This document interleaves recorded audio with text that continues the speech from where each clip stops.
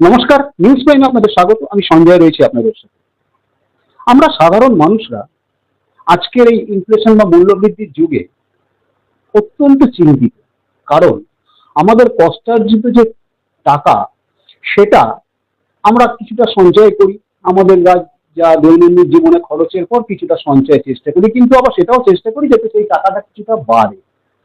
কিন্তু আমাদের এই কষ্টার্জিত অর্থ আমরা হয়তো ব্যাংকে বা পোস্ট অফিসে রাখলে 7 থেকে 8% আমরা সুদ পাবো। কিন্তু আমরা যদি একটু বেশি সুদের আশা করি, তাহলে আমাদের কাছে রাস্তা হচ্ছে কোনোভাবে শেয়ার বাজার বা মিউচুয়াল ফান্ড ইত্যাদি ইত্যাদি জায়গায় লগ্নি করলে হয়তো বেশি সুদ পেতে পারি। কিন্তু আবার এখানে আর ফ্যাক্টর, না কোনো সিনেমার কথা নয়, আর ফ্যাক্টর হচ্ছে রিস্ক রিওয়ার্ড রেশিও। এখন ঝুঁকি আর কতটা লাভ, এর যে অনুপাত, সেটাই হচ্ছে আর অর্থাৎ রিস্ক রিওয়ার্ড রেশিও। বেশিরভাগ সময় দেখা যায় আমরা সাধারণ মানুষ যখন কোনো শেয়ার কিনি, সেই শেয়ারটার দামটা পড়ে যায়। আবার আমাদের হাতে থাকা কোনো শেয়ার যদি বিক্রি করি, সেই শেয়ারটার দামটা বেড়ে যায়। অর্থাৎ আমরা উভয় ক্ষেত্রেই লোকসানের সম্মুখীন হই। আবার আমরা ঠিক করতে পারি না যে কোন মিউচুয়াল ফান্ডে আমরা লগ্নি করলে সঠিক লাভ পাবো। এই যে সমগ্র বিষয়টা, অর্থাৎ আমরা একটা দোলামোনার মধ্যে থাকি এবং দোলা চালে থাকি কোনোভাবে, যে আমাদের এই কষ্টার্জিত পয়সা বা অর্থ আমরা কোথায় লগ্নি করলে সঠিক এবং নিশ্চিত বেশি মুনাফা করতে পারব। এই যে সামগ্রিক বিষয়টা মাথায় রেখে সাধারণ মানুষকে কিছুটা সুরাহা দিতে সহায়তা, সহযোগিতা এবং পরামর্শ, এই তিনটে জিনিস দেওয়ার কথা চিন্তা করেছে আজ থেকে 16 বছর আগে, অর্থাৎ 2008 সালে AFS অর্থাৎ আনন্দ ফিনান্সিয়াল সার্ভিস। এই আনন্দ ফিনান্সিয়াল সার্ভিসের যিনি কর্ণধার অর্থাৎ যিনি প্রতিষ্ঠাতা, সেই আনন্দ গুপ্তা, তিনি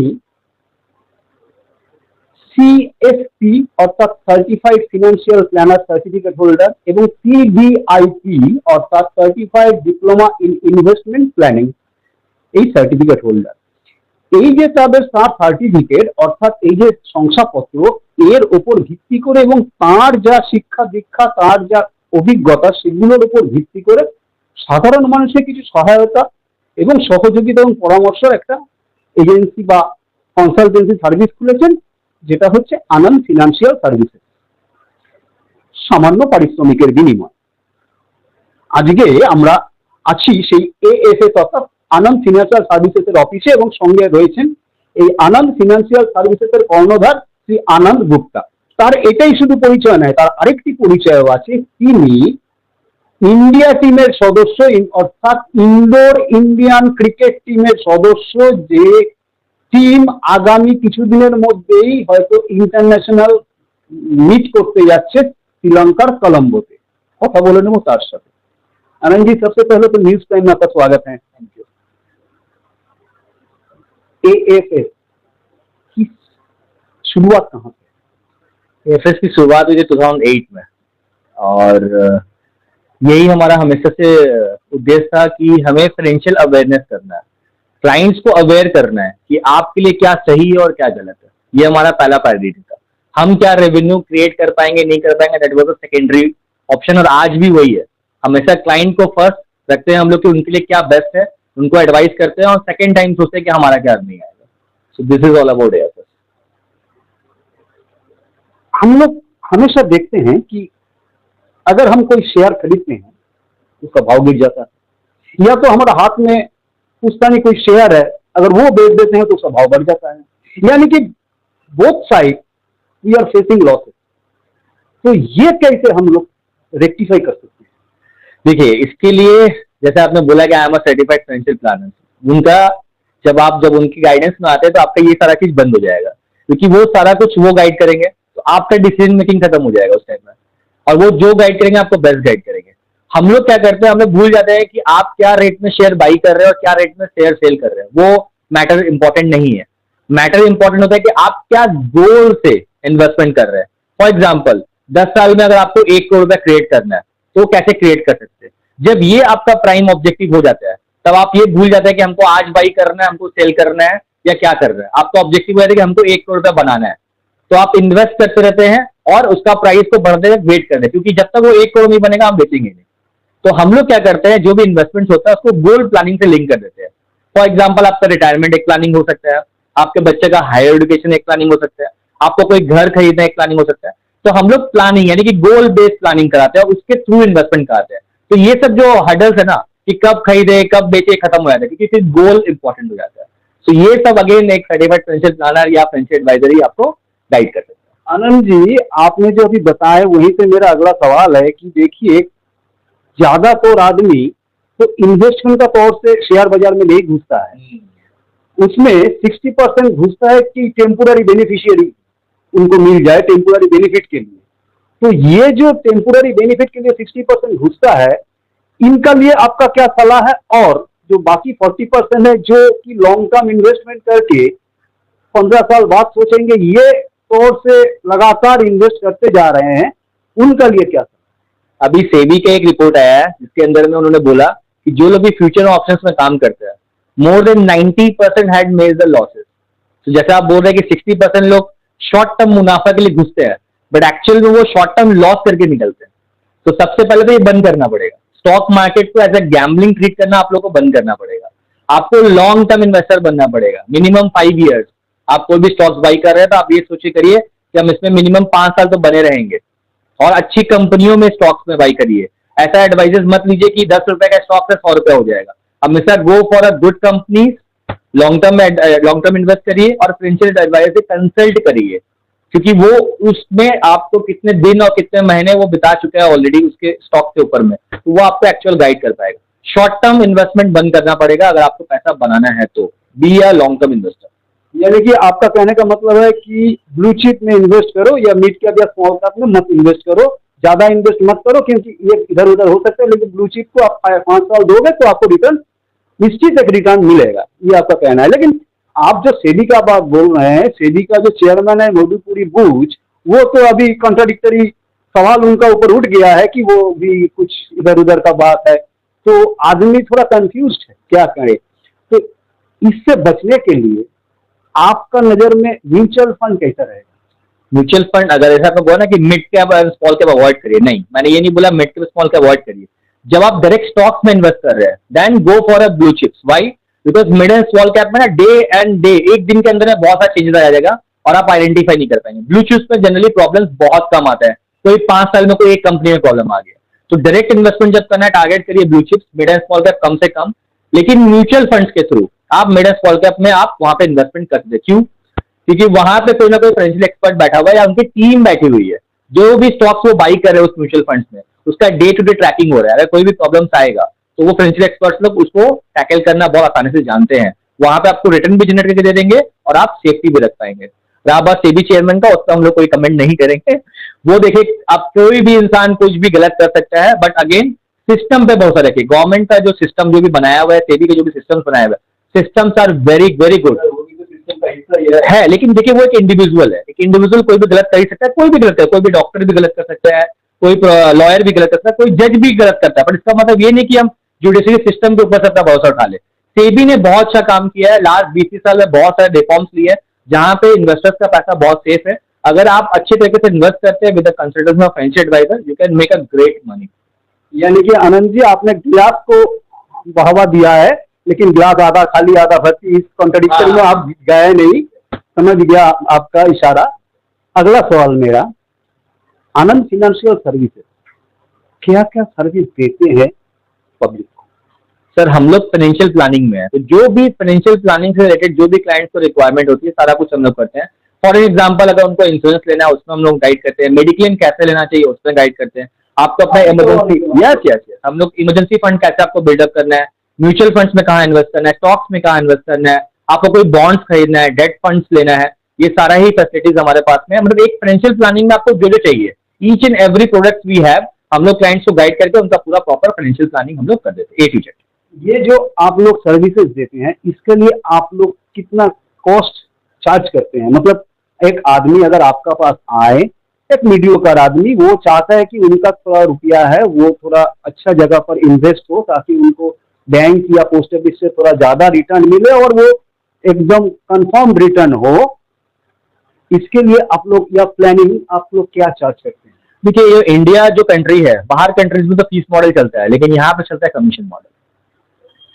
क्लाइंट फीस देना उतना चाहने में कंफर्टेबल नहीं है, और फॉर्मेट भी ऐसे इंडिया में बनाया हुआ है कि आप लोग कमीशन मॉडल में काम करना है। बट आपको सुन के ये थोड़ा सा झटका लगेगा कि म्यूचुअल फंड या जो स्टॉक्स में जब हम लोग काम करते हैं उसमें हमारा जो अर्निंग है वो लेस देन 0.5% है।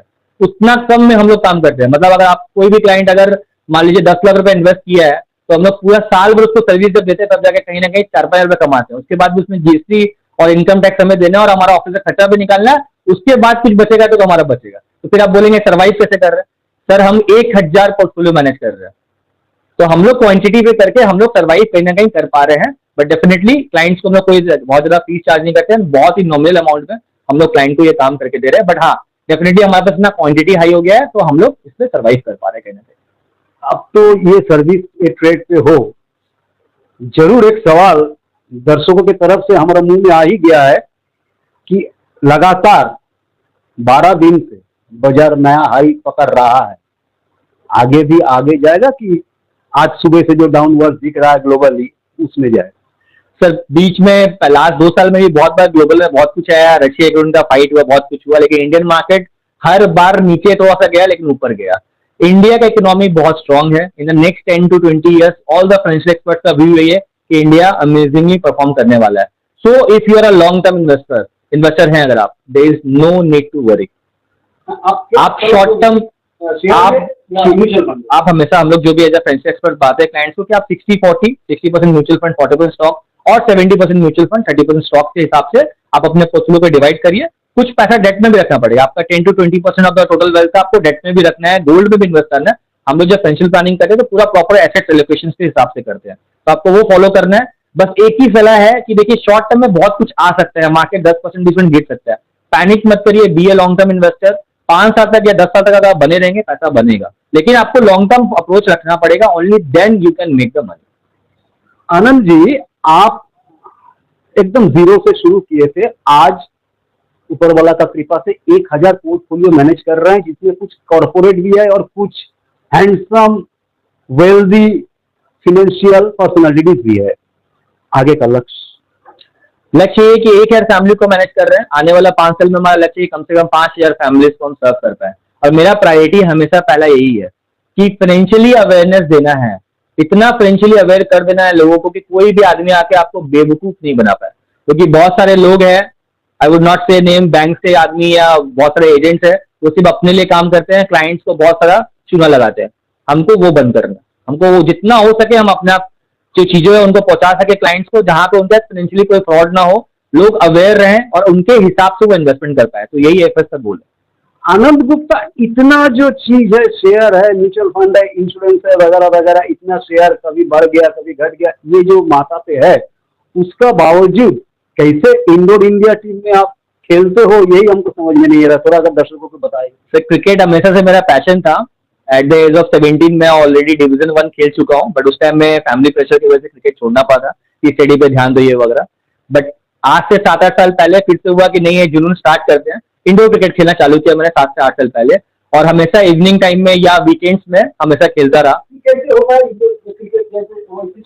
सिस्टम बहुत अलग है, इंडोर क्रिकेट का रूल्स भी बहुत अलग है। तो वो हम लोग खेलते खेलते 7-8 साल से खेलते खेलते मोर देन 7-8 साल में 100 से ज्यादा टूर्नामेंट्स मैंने खेला।